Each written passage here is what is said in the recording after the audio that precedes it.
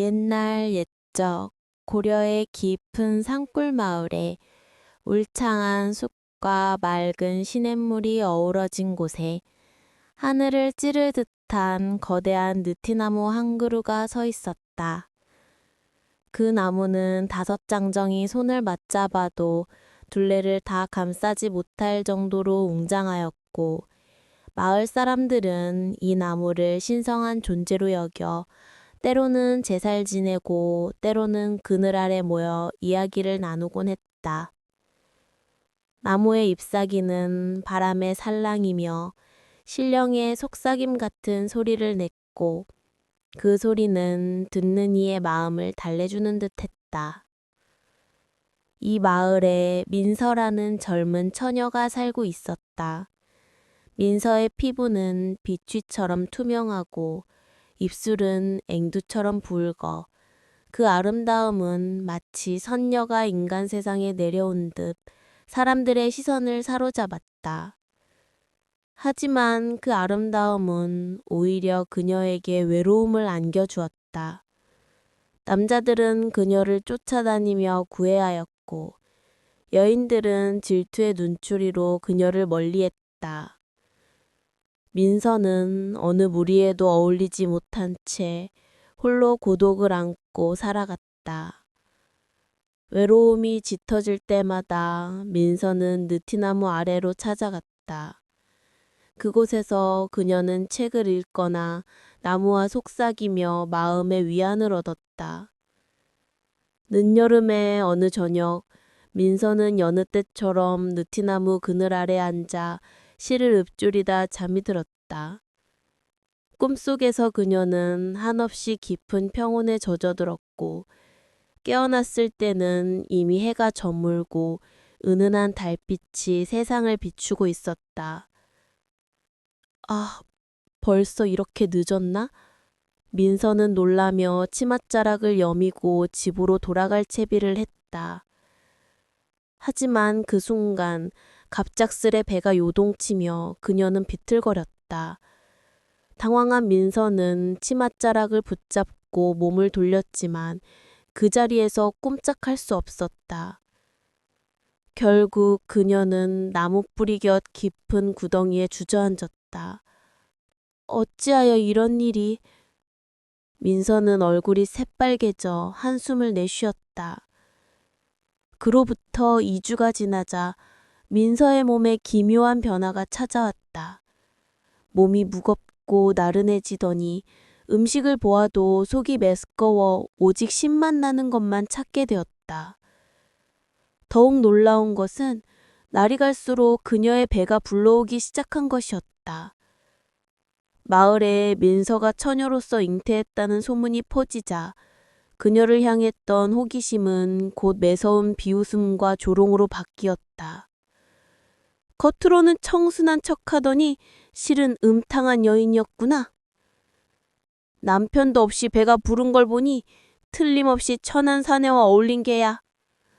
고양이도 먼저 부엌에 올라가는 법인데 그 꼴이 딱 맞지 않나? 민서는 마을 사람들의 독설에 고개를 들 수 없었다. 그녀의 부모인 박씨 부부는 딸을 불러 신문했다. 서야, 솔직히 말해라. 어떤 사내와 몰래 정을 통했느냐? 혹시 연인이 있느냐? 사실대로 말하면 용서할 터이니 어서 말해! 그러나 민서는 입을 굳게 다물었다. 그녀 자신도 아이의 아버지가 누구인지 알지 못했다. 단 한 가지 확실한 것은 그날 느티나무 아래서 소피라는 존재를 만난 이후로 그녀의 몸에 변화가 생겼다는 사실이었다. 민서의 침묵에 분노하고 수치스러워한 부모는 결국 그녀를 집에서 내쫓았다. 갈 데 없는 민서는 임신한 몸으로 느티나무가 서 있는 언덕으로 향했다. 나무 뒤편 버려진 초가집의 짐을 풀고 그녀는 간절히 기도했다.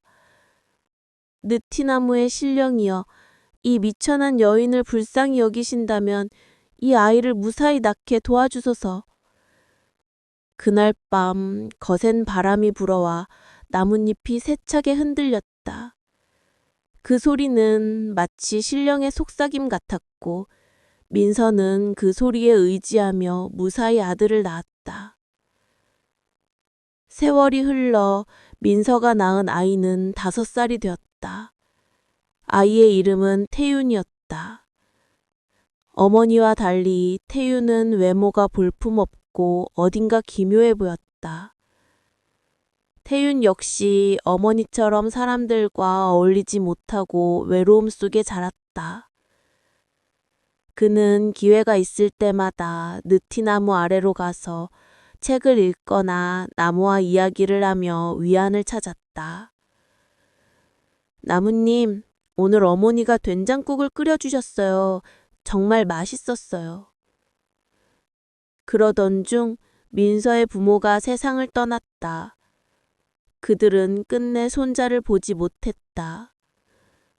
이 소식을 들은 민서는 병상에 누웠다. 태윤은 젖은 수건으로 어머니를 간호했지만 그녀는 일어나지 못했다. 어느 날 기운이 다한 민서는 태윤을 곁에 안치고 물었다.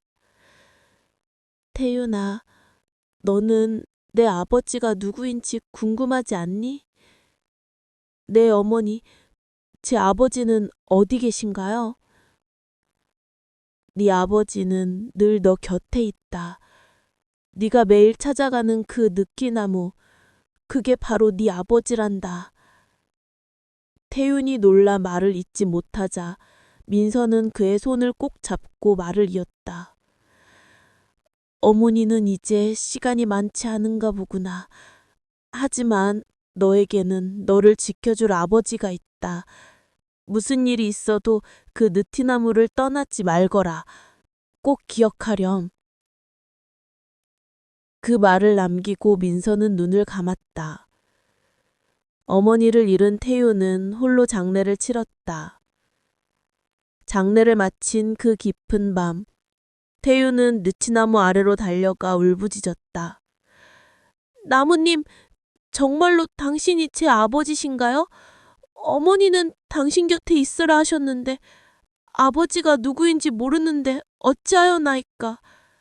이제 제 곁에는 아무도 없어요. 태윤은 서럽게 울었지만 나무는 바람에 잎사귀만 흔들 뿐 대답이 없었다. 더 이상 참을 수 없던 태윤이 큰 소리로 울부짖자 갑자기 산천이 흔들리는 듯한 울림과 함께 나뭇잎 소리가 크게 퍼졌다. 그 순간 태윤의 가슴 깊은 곳에서 따뜻한 목소리가 들려왔다. 아들아, 어찌하여 우느냐? 네 아버지는 여기 있다. 어찌하여 슬퍼하느냐? 태윤은 눈물을 흘리며 나무를 끌어안았다.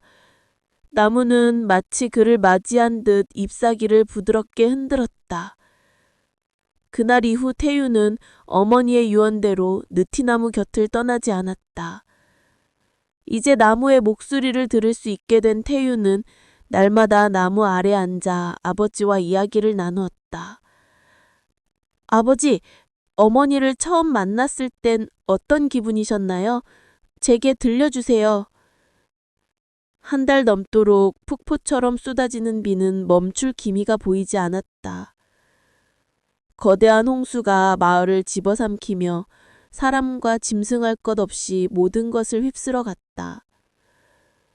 느티나무 아버지는 급히 아들 태윤을 불렀다. 태윤아, 아버지의 가지 위로 올라오너라.